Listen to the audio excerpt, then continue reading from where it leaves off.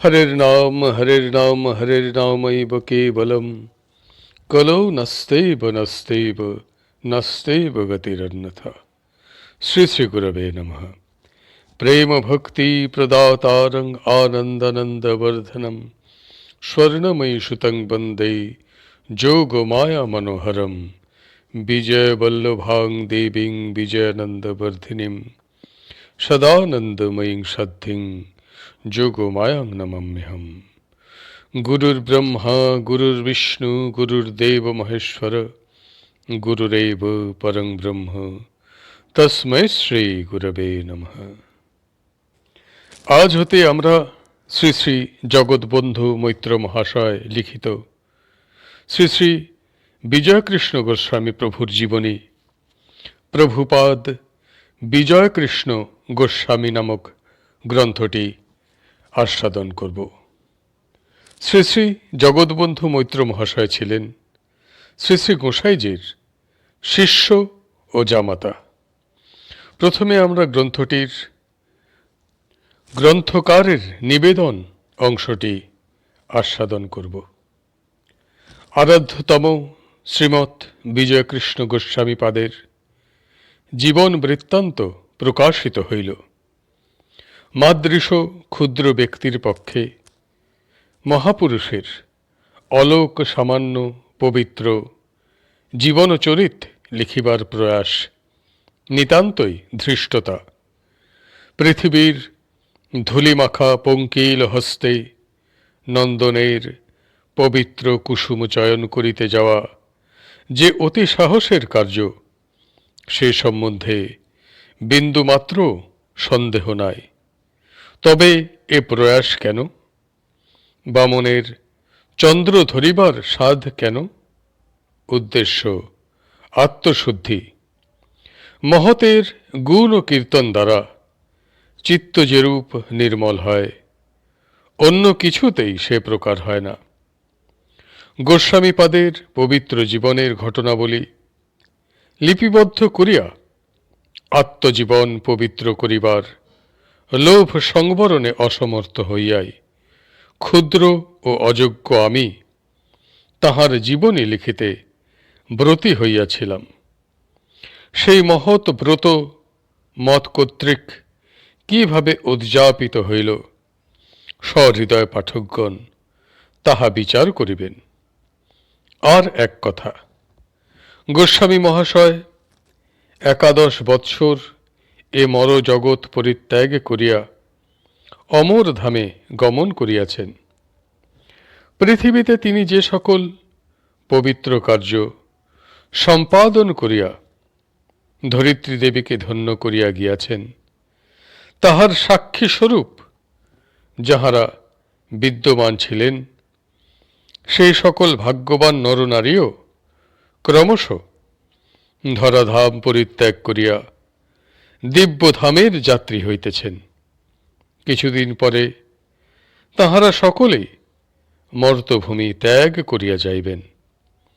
তখন আর গোস্বামী মহাশয়ের পবিত্র কার্যাবলী অবগত হইবার কোনো উপায় থাকিবে না। অতএব এখন তাহা সংগ্রহপূর্বক লিপিবদ্ধ করিয়া রাখা অতিশয় আবশ্যক বোধ করিয়া আমি আপনাকে নিতান্ত অক্ষম জানিয়াও এই কার্যে প্রবৃত্ত হইয়াছি। এই পুস্তক যে তাহার উপযুক্ত জীবন চরিত হয় নাই, তাহা আমি নিঃসংশয় রূপে অবগত আছি। তবে ভবিষ্যতে কোনো যোগ্যতর ব্যক্তি যদি এই পবিত্র কার্যে প্রবৃত্ত হন, আমার সংগ্রহ দ্বারা তাহার কিঞ্চিত সাহায্য হইতে পারিবে মনে করিয়া বৈষ্ণব করচা কর্তাদিগের ন্যায় ইহা লিপিবদ্ধ করিলাম। সৌভাগ্যক্রমে আমি বহুদিন তাহার সঙ্গে একত্র বাস করিবার অধিকার লাভ করিয়াছিলাম।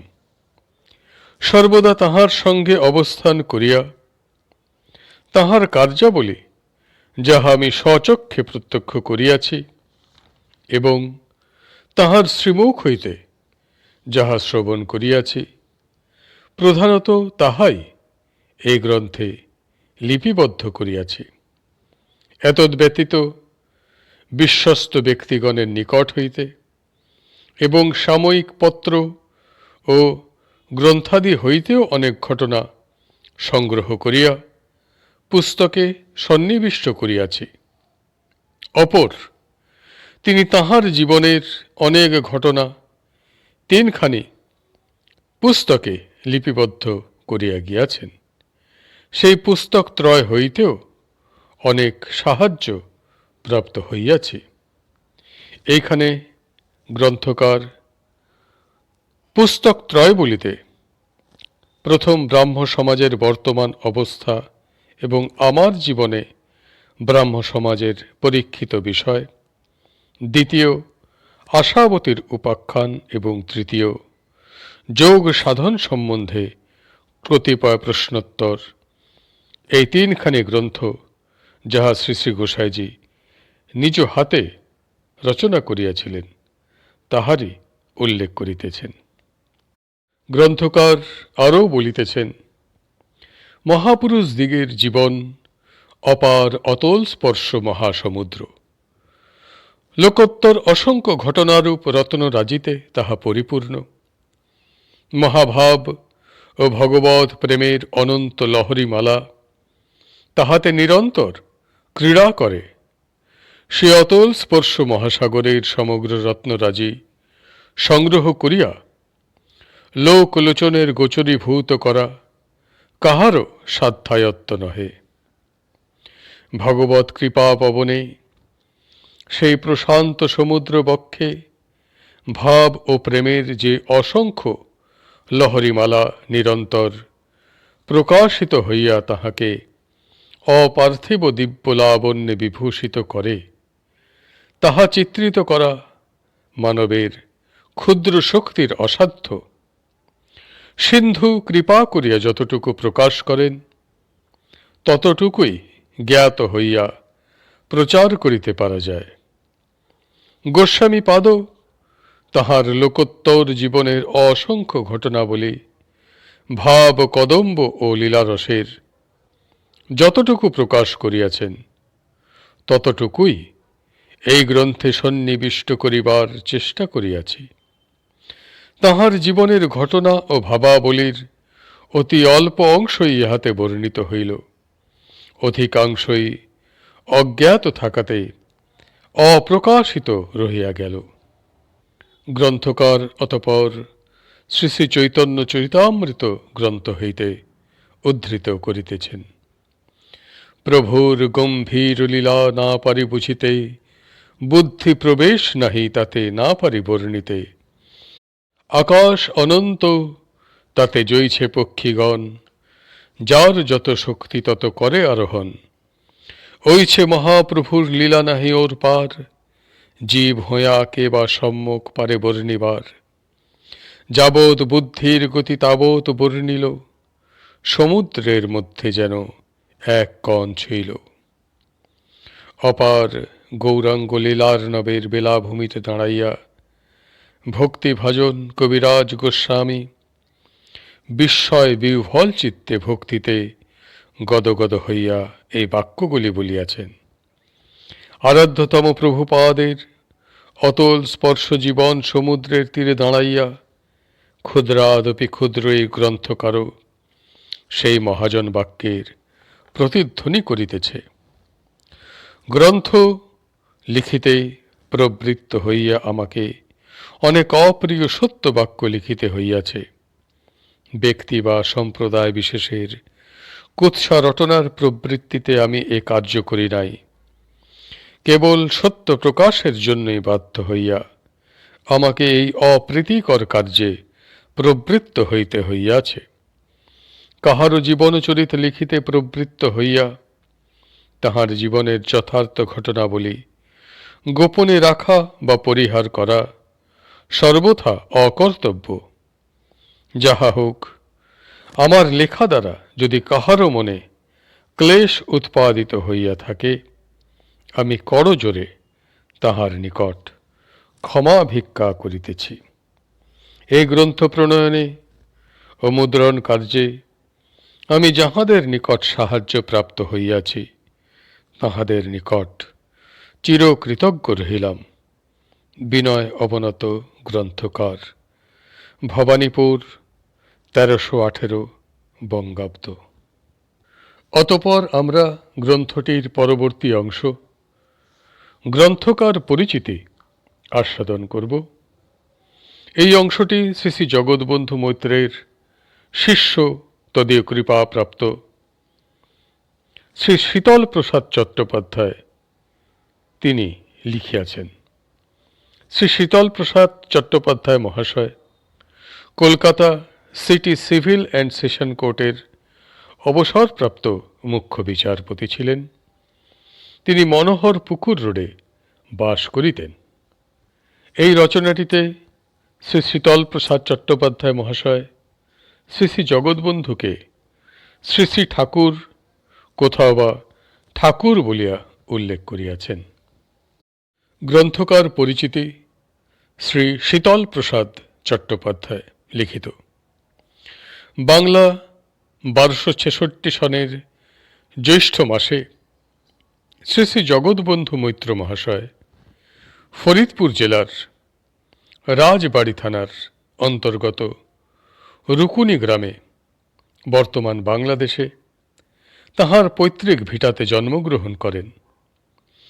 তাহার পিতা স্বর্গীয় রামগতি মৈত্র ছিলেন অত্যন্ত সরল প্রকৃতি, উদারচেতা, ধর্মশীল এবং নিষ্ঠাবান কাশ্যপ গোত্রীয় যজুর্বেদীয় বারেন্দ্র ব্রাহ্মণ।